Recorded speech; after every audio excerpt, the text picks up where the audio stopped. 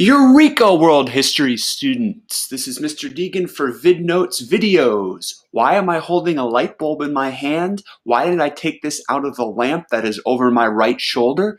Well, we're talking today about the innovators of the Industrial Revolution.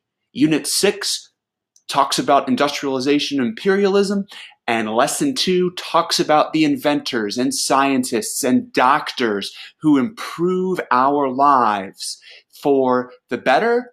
But the light bulb was invented by Thomas Edison during the Industrial Revolution. It allowed us to work at night. Eureka indeed. So, the guiding question today is, how did the inventions of the Industrial Revolution change the way we live and work? The Industrial Revolution, to review, started in the 1760s in Britain, and it lasted until the 1840s, and it changed two specific industries throughout the world. It changed agriculture, the way we farm and grow crops and raise livestock, and it also changed the textile industry, how we make cloth, which is a pretty basic product for our existence. And James Watt is our first Industrial Revolution inventor. Here he is with his invention, and he built an improved steam engine in 1769, which we talked about last lesson. There is the steam engine with its piston creating energy by using steam and heat. And the steam power was used to power machines in the factories of the Industrial Revolution. Next, we have James Hargreaves. Here he is with his beard. What was his invention and contribution? He built the spinning jenny in 1764. The legend is that he named this invention after his daughter, Jenny, who was spinning yarn in their living room. And the spinning jenny allowed the worker to weave cloth together more quickly than ever before. And James Hargreaves' invention led to an increase in clothing production and more demand for that raw material called cotton. The next inventor is this man. Who is this man? If you guessed Eli Whitney, you would be correct. And he invented this contraption. It looks like some type of music box, but it's not. Once you crank this lever, you separate the cotton seed from the cotton boll. And Eli Whitney invented the cotton gin in 1793. The cotton gin was important because, as I said, it was an easier way to harvest cotton, and it also increased the demand for slaves in the southern U.S. More cotton was demanded after Eli Whitney's invention. Next, we have this man and this device. What is it? It is Henry Bessemer and his Bessemer process for converting iron into steel. And the Bessemer process was created in 1855.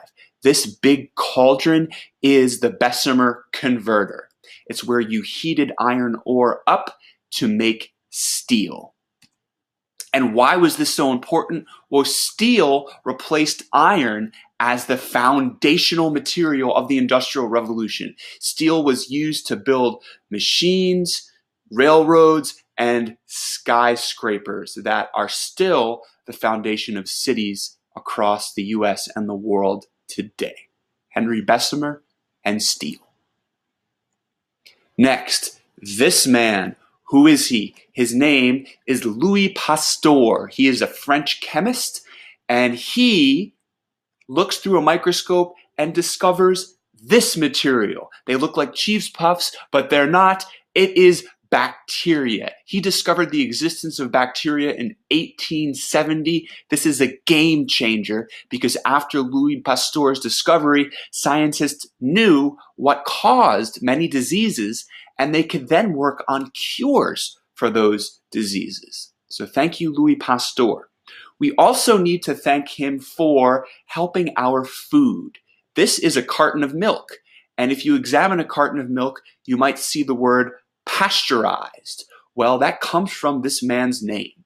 And pasteurized milk is milk that is safe to drink and free from bacteria. He invented the process of pasteurization, which is when you get fresh milk from a cow and you heat it and cool it so that all of the bacteria is gone and you get healthy milk. Milk that is safe to drink. Onward and upward to another inventor. This man is Edward Jenner. Don't be alarmed by this next picture. You're going to see a woman who has smallpox. Those white marks are the pox marks of the smallpox. And Edward Jenner developed a vaccine for smallpox in 1796. Smallpox, as we know, wiped out much of the Native American population, so this was a game changer for medicine. And a vaccine is a medicine that is given to prevent someone from getting an illness or a disease. Edward Jenner and the smallpox vaccine, very important. What was the impact of the Industrial Revolution on industrialized countries? How did it change the world? Well, let's just define what an industrialized country is first. In Unit 1, we've talked about industrialized countries, aka developed countries, as countries that have a highly developed economy and have advanced technologies. And this map shows you the darker shades and how they are more developed than the lighter shades. The US, Canada, Australia, we have Russia, we have parts of the Middle East, including Saudi Arabia. These are industrialized countries. So, one impact of the Industrial Revolution on these countries is a population increase. Let's take a look at this graph. You see on the x-axis the years and the y-axis the number of people in billions. So at the beginning of the Industrial Revolution, you see about 1 billion people or so, but then look at how much the population grows after the Industrial Revolution. So we can say the Industrial Revolution sparks a population increase. Another impact of the Industrial Revolution was that it increased the standards of living for many, but not all, in the world.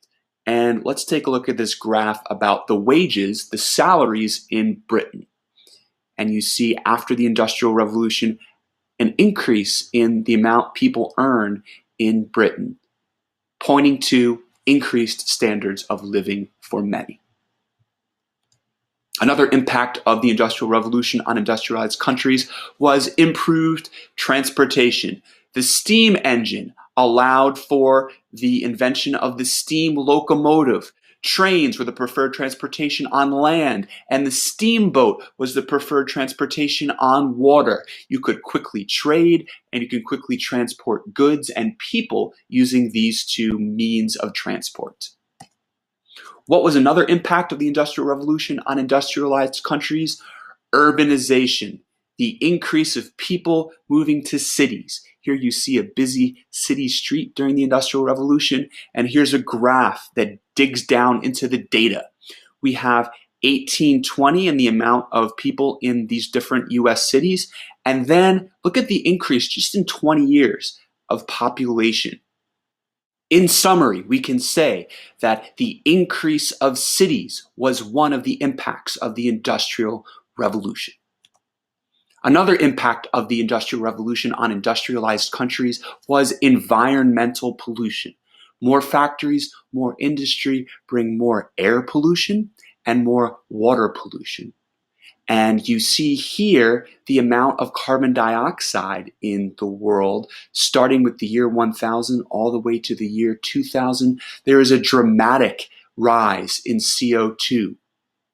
We can say an increased CO2 concentration in our air is one of the negatives of the Industrial Revolution. Another impact of the Industrial Revolution on industrialized countries was increased education. And you can see England and Wales from 1818 to 1858. Look at the number of day scholars and how that increases drastically in 40 years. That points to more people being educated. Another impact of the Industrial Revolution on industrialized countries is the growth of a middle class. You have the rich, you have the poor, but people in the middle who were comfortably living, those people increased during the Industrial Revolution. Another impact of the Industrial Revolution on industrialized countries was the dissatisfaction of the working class with working conditions. Factory life was hard. People worked 12-hour days for little pay.